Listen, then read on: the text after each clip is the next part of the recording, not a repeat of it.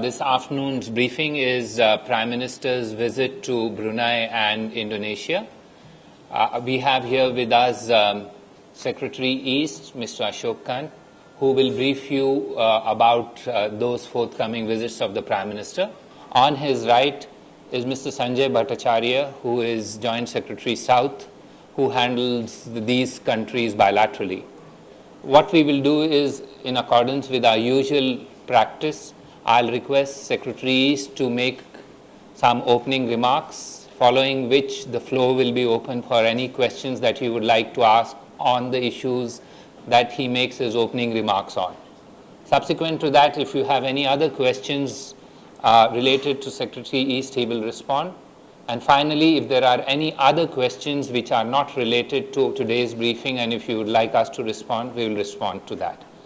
May use your questions carefully. With those introductory remarks, I'll request Secretary East to make his opening remarks. Thank you, Akbar.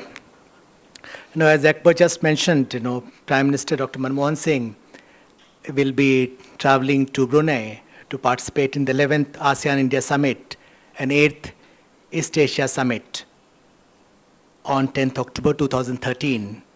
He will also be paying an official visit to Indonesia from 10 to 12th October at the invitation of President Yudhoyono. The 11th ASEAN-India Summit will be the first summit after the elevation of the relationship to a strategic partnership. It would mark the maturing of this partnership as it enters its third decade. In recent years, we have seen considerable substance and depth being added to this partnership. Its elevation to a strategic level at the ASEAN-India Commemorative Summit in December last year was, in fact, a natural progression. Both ASEAN and India attach importance to the contribution of this strategic partnership to progress and prosperity and peace and stability in the region. The 11th ASEAN-India Summit is also being held against the backdrop of ASEAN integration towards an ASEAN community by 2015. As you are aware, the ASEAN-India partnership is a cornerstone of our foreign policy and the foundation of India's Look East policy. It has seen substantive progression since India became our sectoral partner of the ASEAN in 1992, dialogue partner in 1996, and summit-level partner in 2002. There has been significant intensification across the three pillars of cooperation, namely politico-military, economic, and socio-cultural. We have currently 26 intergovernmental mechanisms between India and ASEAN, and the number is growing. Prime Minister's interaction with ASEAN leaders at the summit will take forward the different aspects of the strategic partnership. ASEAN countries and India have concluded the legal scrubbing of the FTA on services investment, and we expect the signature of this document to be completed sometime later this year after all concerned countries have completed the internal approval formalities. RCEP negotiations have also begun with the first round held in Brisbane in September this year. As you're aware, the future direction of the strategic partnership is set by the vision statement adopted by the leaders at the Commemorative Summit last December. The ASEAN India Center has been inaugurated in New Delhi on 21 June 2013 by Minister of External Affairs. That was within 6 months of the vision statement being adopted. The center will be functioning as a resource in support of the governmental efforts underway to strengthen the strategic partnership. We are also in the process of setting up a separate ASEAN-India Trade and Investment Center. ASEAN-India connectivity in all its dimensions, geographical, institutional, and people-to-people, is a matter of high priority. Prime Minister will be discussing the progress in these areas with his ASEAN counterparts. We have begun the annual ASEAN Connectivity Coordinating Committee India meeting in June this year. We expect progress on this important issue of engagement with ASEAN at the next summit. The ASEAN-India Partnership for Peace, Progress and Shared Prosperity, signed at the third ASEAN-India Summit in 2004, in Vientiane Law PDR sets out the roadmap for long-term ASEAN-India engagement, and this is being implemented through the Plan of Action for 2010-15, adopted after successful implementation of the Plan of Action for 2004-10. We are continuing our support to ASEAN community building efforts, including the Initiative for ASEAN Integration, Narrowing the Developmental Gaps, Master Plan on ASEAN Connectivity, and a drug-free ASEAN by 2015. Under the political security pillar of cooperation, India and ASEAN have begun discussions on transnational crime and drug trafficking. ASEAN and India continue to strengthen their maritime cooperation. The intensification of people-to-people linkages in 2012 has continued in 2013 through programs for ASEAN students, farmers, diplomats, media, and strategic communities. We are circulating details in this regard. Under sectoral cooperation with ASEAN, we organized a number of events and activities during the past 1 year. Here also, we are circulating details shortly. Apart from participating in the ASEAN-India Summit, as I mentioned earlier, Prime Minister will also be attending the 8th East Asia Summit. This summit, as you know, is a leaders-led forum for dialogue on broad, strategic, geopolitical and economic issues of common interest, with the aim of promoting peace, security, stability, and economic prosperity. India has participated in all the previous 7 summits held so far, and we support ASEAN's centrality in the entire process. At the forthcoming summit, one area which will receive special attention relates to our initiative on Nalanda University. You would recall that ES members have supported the revival of Nalanda University as a non-profit, secular and self-governing international institution. We have now proposed an MOU on the establishment of Nalanda University, and at Brunei, we would begin the process of signing of the MOU with those countries which have completed their internal approvals. India is working with ES member countries to augment collective capacity for disaster relief and rescue. We are also collaborating with Australia to combat drug resistance, malaria. We would also be exploring other cooperative initiatives in the sector of healthcare, including by taking new initiatives at the forthcoming summit. The 6th EAS had adopted an EAS declaration on connectivity. We believe that there is scope for greater cooperation among EAS members in this important area. Security issues, especially non-traditional security concerns like piracy, smuggling, international terrorism, transnational crimes, drug trafficking, and so on, are finding greater salience in EAS discussions, and I have no doubt that this trend will continue at the 8th EAS as well. The leaders are expected to adopt the declaration of the 8th East Asia Summit on food security. We have supported this initiative taken by Brunei Darussalam. We look forward to working with the EAS participating countries and take part in regional initiatives to further implement India's own commitments in ensuring food and nutritional security. In Brunei, on the sidelines of ASEAN-India Summit and East Asia Summit, Prime Minister will have bilateral interactions with EAS leaders. PM will hold a bilateral meeting, for instance, with the newly elected Australian Prime Minister, Tony Abbott. As you are aware, India and Australia share a strategic partnership characterized by multifaceted contacts and exchanges in the political security, economic, scientific, education, skills dimensions, and in people-to-people contacts. From Brunei, Prime Minister will be traveling to Jakarta on an official visit to Indonesia, as I mentioned earlier. You'd recall that President Yudhoyono had visited India as the chief guest for a Republic Day in January 2011, and again for the ASEAN-India Commemorative Summit in December 2012. In fact, during the last 10 years, there have been 8 visits, 4 from India to Indonesia and 4 from Indonesia to India, which shows the importance the two countries attach to this important relationship. But this will be Prime Minister's first visit to Indonesia in bilateral context. PM had earlier visited Indonesia for the commemorative ASEAN-India conference in April 2005, and for the 6th EAS in November 2011.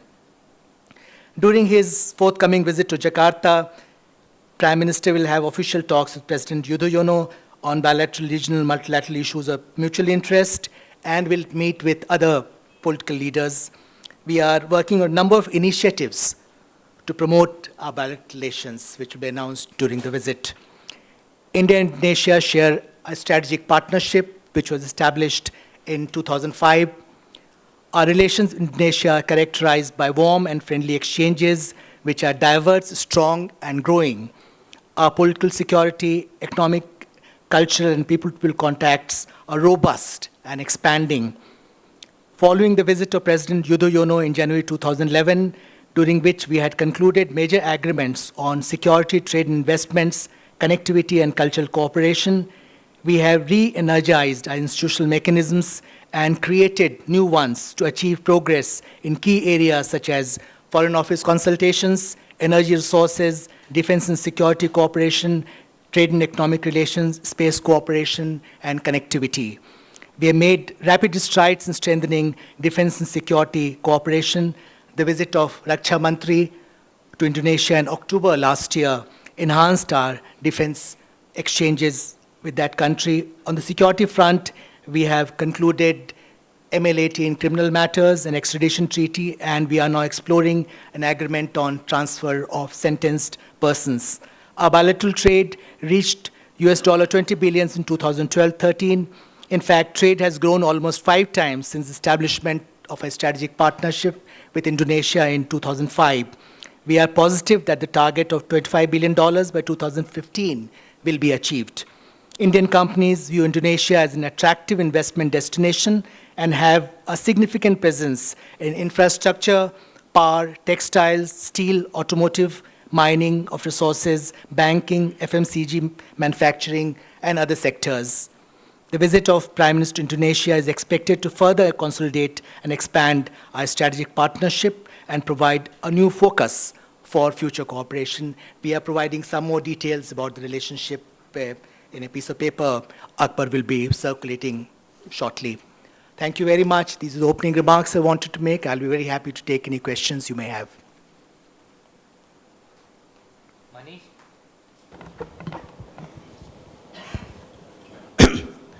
Sir, a territorial dispute over South China Sea would be probably one of the important issues at the ASEAN summit.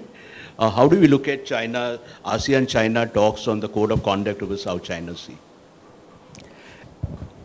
You know, the issue of South China Sea has been getting attention at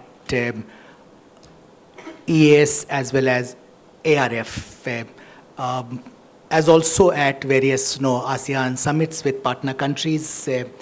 As far as India's position on this issue is concerned, I think it has been fairly unambiguous.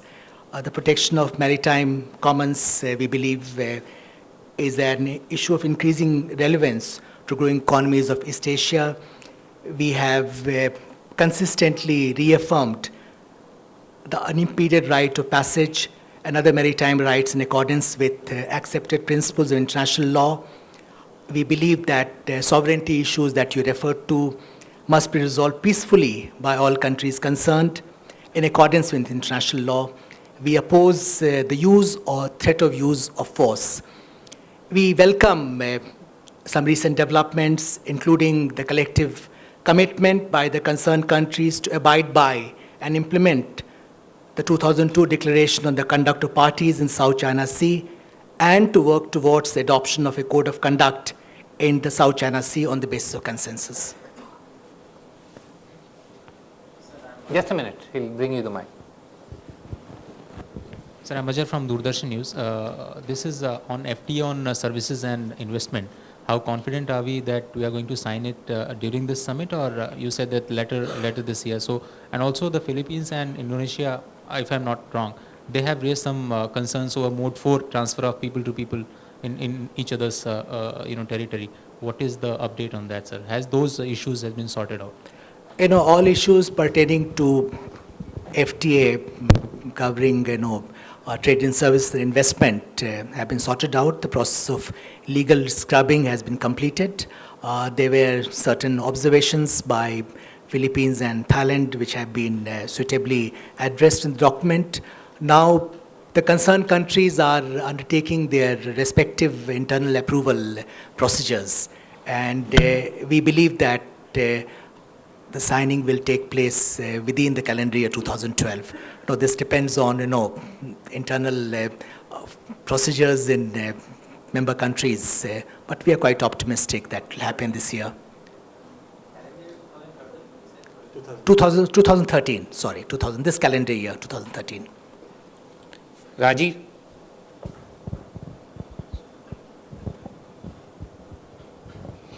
Amod, here. Could you please give an update about the land and rail connectivity between India and ASEAN?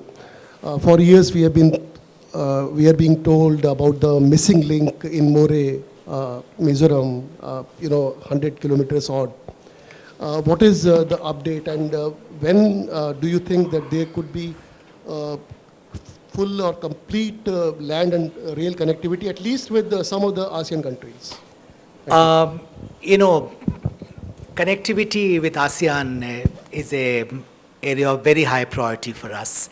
And so we are working on several projects here, the most important of them being the trilateral highway project, which involves India, Myanmar, and Thailand. 160 kilometers of Tamu-Kalewa-Kalemeo road of the trilateral highway project is almost complete.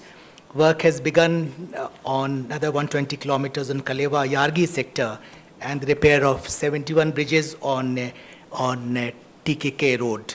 The request for proposal for appointment of consultant to prepare feasibility study on Kalewa-Yargi sector has already been issued, and approval has been taken for tender for 71 bridges. So what I'm trying to say that, in these areas, progress is taking place. In fact, there is an understanding among India, Myanmar, and Thailand that the foreign ministers of three countries will meet sometime later this year to take stock of progress. And we have agreed that this project must be completed by the year 2016. And we seem to be on track. In parallel, we have started working on the soft infrastructure of the project. Once connectivity is established, how do we use that connectivity? And that will be one area we'll discuss also at the forthcoming meetings in Brunei. In addition, there is also a maritime component to our connectivity project. I'm not going into detail, but the short point I would like to underline is that connectivity with ASEAN is a very high priority for us. Mr. Venkat Narayan? The newly elected Prime Minister of Australia is very enthusiastic about selling uranium to India. Talks have been going on for some time between the two sides. Can you kindly give an update, and when are we likely to sign an agreement with Australia to get uranium? Thank you.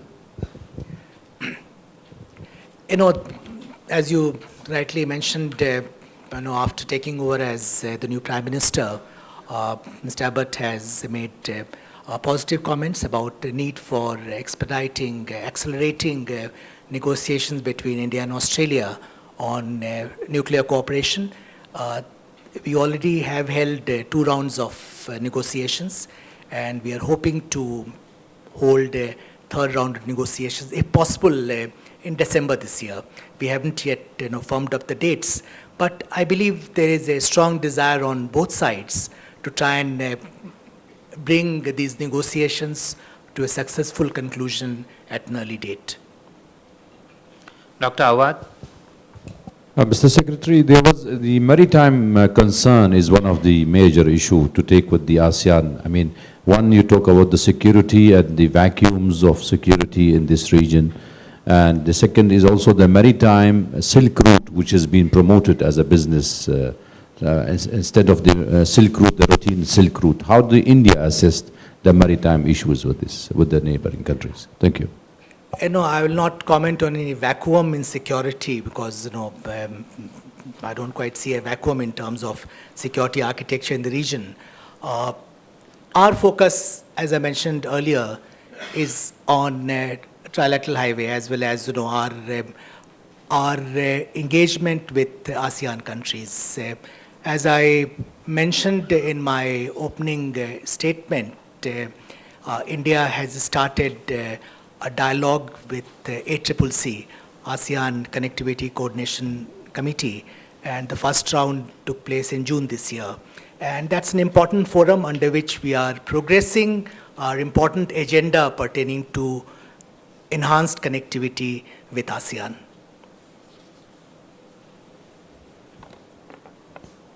Anyone else on? Yes, Ranjana?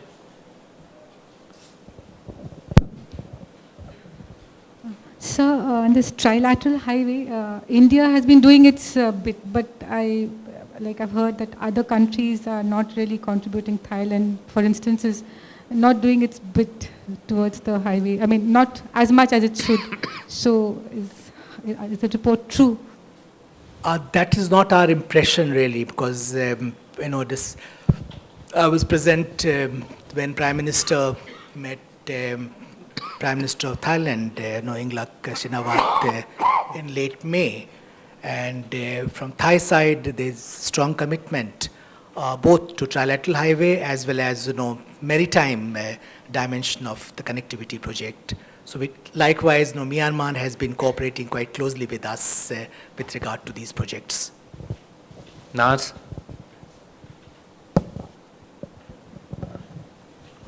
Could you give could you give some update on in the progress on air connectivity between India and ASEAN countries? Air connectivity. Well, air connectivity with ASEAN, we have reasonably, good air connectivity with ASEAN countries, though, there is still scope for, improvement. For instance, during Prime Minister's visit to Indonesia, this will be an important area where we are seeking further movement. In fact, I'll ask Sanjay to give some details in this regard about Batik Air, their plans to operationalize direct links with India. By and large, while we don't have open skies policy vis-a-vis ASEAN countries in terms of movement of passengers, cargo, yes, that's a different matter. But we have adopted a fairly liberal regime when it comes to our civil aviation arrangements with ASEAN countries, and that's also reflected an increase in flights, say between India and Singapore, India and Thailand, India and Malaysia, with various countries of the ASEAN. I'll ask Sanjay to add something on Indonesia and the ASEAN countries, if you like. So we have air services agreements with most of the ASEAN countries, which are fairly comprehensive. In addition, we have an ASEAN air services agreement under which there are 18 additional points. And these are mostly points, and these are absolutely open, and the services can be extended to open within these 18 points. The focus of these 18 points has been on the secondary stations as well as the Northeast, because for us it is very important to link the Northeast to the ASEAN as part of our connectivity projects. And while the road and other projects are going on for connectivity of the Northeast to the ASEAN hinterland, the air services is something that can be taken advantage of immediately. As regards Indonesia, we have already got the designation of Batik Air to open direct air services between Indonesia and India. And there's a code-sharing agreement which has been worked out between Garuda and Jet. Pranay?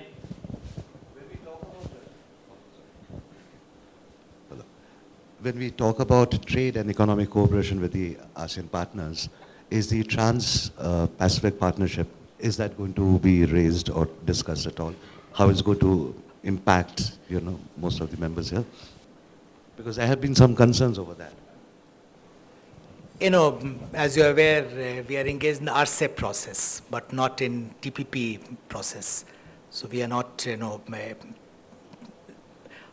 a participant in TPP negotiations. But of course, what will be impact or implications of TPP on India, that's something we closely monitor. But our focus today, our first focus was completing India-ASEAN FTA arrangements, which, as you know, trade in goods we did earlier. Now we have completed trade in services investment, and FTA covering trade in service investment will come into force by July 2014, next year, once all countries have done their approval formalities and we have signed the agreements. Now we have started, September, we have started negotiations within framework of RCEP, Regional Comprehensive Economic Partnership. So we are making progress, but we are not part of TPP. No, there are some other countries which are there, like Brunei, Malaysia, Singapore, Vietnam. They are part of that, but it's more limited coverage among ES countries. Anyone else on the area of the briefing? No, only one. Sorry. Okay, anyone else on anything else? Yes, Geeta?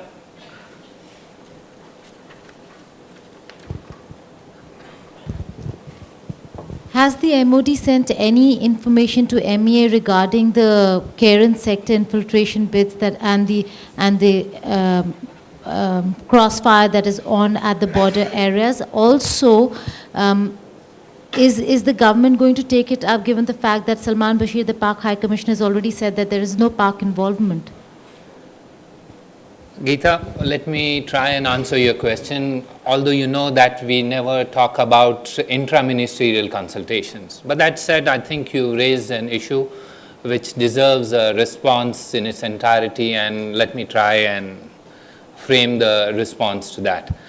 As you are aware, we have repeatedly emphasized that the maintenance of the sanctity of the line of control is for us of primary importance. Now, even at the last meeting between Prime Minister and Prime Minister Nawaz Sharif, this issue was re-emphasized. As regards the current situation, you are aware that our armed forces who are responsible for ensuring the sanctity of the area that you referred to are undertaking currently appropriate necessary measures. We have full confidence in their abilities to take those appropriate necessary measures and to address the challenges that have been posed to them. And therefore, at this stage, we will await the outcome of their efforts in this regard. I hope I have responded to your question. Just 1 minute. Yeah. High Commissioner of Pakistan in India, Salman Bashir, had yesterday told I think in Hyderabad, that the whole thing of infiltration from Pakistani side is baseless. I think it is one of the most baseless statements in the coming years. What is your take on this? Thank you very much for your question and the response to that. Yeah. I mean, I don't need to respond. You've already responded to that question. With your own answer, I have given the viewpoint that currently our armed forces are taking appropriate necessary measures. We have confidence in their abilities to respond to the challenges posed to them. Based on the outcome of those, we will take further necessary action as appropriate. At this stage, let our brave armed forces do their jobs. Yes, Parul. You know, after the Prime Ministers of India and Pakistan met in the US, it was agreed that they would, that the DGMOs of the two countries would talk regarding this violation of ceasefire on the LOC. So, any development on that front? Parul, since you cover the Ministry of Defense also, perhaps you are aware that the DGMOs talk on Tuesday. Today we are still on Monday. So please bear with the schedule of discussions that they have. Every Tuesday is when they talk on telephonically. The issue of when they will meet will depend on the outcome of their talks telephonically. So please bear, these are step-by-step processes which we will pursue based on the instructions of and the agreement of both the Prime Ministers. So as and when these things happen, you will know about them. Yes, sir. Let me finish. I think you had a question, sir.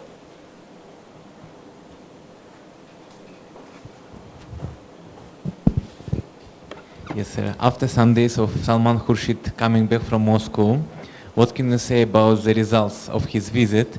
And based on his visit and the future visit of Manmohan Singh ji to Moscow again, what, as for you, is the top priority in the Indian relationships with Russia? Thank you very much. Thank you very much. I think our relationship with Russia is one which is tried and tested. The meeting of the External Affairs Minister was there for the IRIGC, which is the Intergovernmental Commission between India and Russia. This meeting sets the agenda for the annual summit. What we will do is have a separate briefing for you on the entire expanse of issues that will be covered by the summit, and then you will have ample time to ask me these questions. Today, let us focus on here and now. The visit of Prime Minister to Russia is in the latter half of this month, and certainly we will provide you all the details of what will be the major areas of discussion. But you are aware of the perennials of India and Russia, and I don't need to list them out, but I could list them out for you. These are issues of cooperation in a host of strategic sectors, including nuclear, including defense, including space, science and technology, etc., etc. The details of those we will provide after. As you are aware, there are two aspects of the Intergovernmental Commission. One is where Mr. Khurshid chairs, and another is when the defense minister interacts with his counterpart. Once both these are over, we will then set the agenda, and at this stage both are not yet over. So please bear with us for some more time on this. Yes, Maha? Can you share the date of Manmohan Singh visit? I have already told you it is in the latter half of this month. As you've been following us for a long time, we only informed the dates. On the 9th, Prime Minister is visiting Brunei. We just shared with you that date today. By those standards, I assure you I will not disappoint you. Yes, Maha. Sir, after Moscow, Prime Minister Manmohan Singh is also expected to go to Beijing.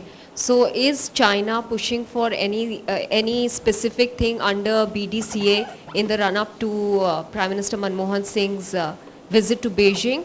And is there anything that has been mutually agreed upon? Maha, when there is a process underway, you do not expect us to conduct diplomacy in public glare. May I request you to bear with us until we come out and unfurl and unveil for you the entire issues related to Prime Minister's forthcoming visit to China, and like in the case of Russia, because this visit will be after the visit to Russia. So, you know, we are pretty slow in these matters. We go step by step, and please bear with us in those terms. We will certainly provide you. We aren't like you 3 steps away. We have 1, 2, 3 visits before the visit that you are mentioning 2 will come. So, slow and steady wins the race. Yes, Vishal. So the Prime Ministers of India and Pakistan met in New York on the 29th. Thereafter on the 1st, after their directive to the DGMOs to discuss plans for restoring the ceasefire, the DGMO spoke on the 1st. And they're also free to speak whenever else to pick up the hotline. Now, subsequently, there's one infiltration, massive incursion attempt which has been going on since the 23rd of September. Subsequently, after the Prime Minister spoke and gave the directives to the respective DGMOs, there have been 2 other attempts in the same area in the Karen sector. Now, do we infer that the directive of the Pakistani Prime Minister to his forces on the ground is not having any effect? So is this a question or a statement? It's a question. You said, do we infer? So, I mean, okay, let me reverse it. I said, right now the challenge is to ensure that our armed forces complete their jobs. If at the outcome of those efforts, there is a requirement for us to take this thing further ahead, we will do so. We can't do so while a activity is underway. So please wait for that activity to be completed. We will then make an assessment and the inference will also be known to you. Yes, Ranjit. On the current sector, so even after 14 days, Indian armed forces have not been able to neutralize the infiltrators. So how serious is the situation there, and do you think it will affect the talks process further? Ranjit, we are going back and forth on the same issue. I mean, it is for those who are in charge of security of that area, the sentinels of our borders, to make that assessment. It's not for diplomats to sit here and do that. So please understand that once they are over with their activities, we will then take a call on anything further. So let them please have patience and let them finish their activities. Yes, Mario. Can you please tell me if in the last 2-3 weeks there has been some step ahead on the issue of the Italian Marines, if because the investigation of the NIA police is stopped. So there is any possibility of dialogue, or there is probably a judiciary exit to the question? Mario, I think we all have to take a clear view of this, and that view is that the case is sub judice, and therefore the final outcome of that case will depend on what the judiciary decides. What was being discussed as part of a discussion between the Italian authorities and the Indian authorities was to overcome some hitches in the judicial process proceeding, not a sort of an extrajudicial outcome of it, or not an out-of-court outcome of it. So the discussion was about how to move ahead with the judicial process, because there were some hitches in how India sees that judicial process moving ahead and Italian views on that judicial process moving ahead. There have been discussions on this, and following those discussions and having understood the Italian viewpoint,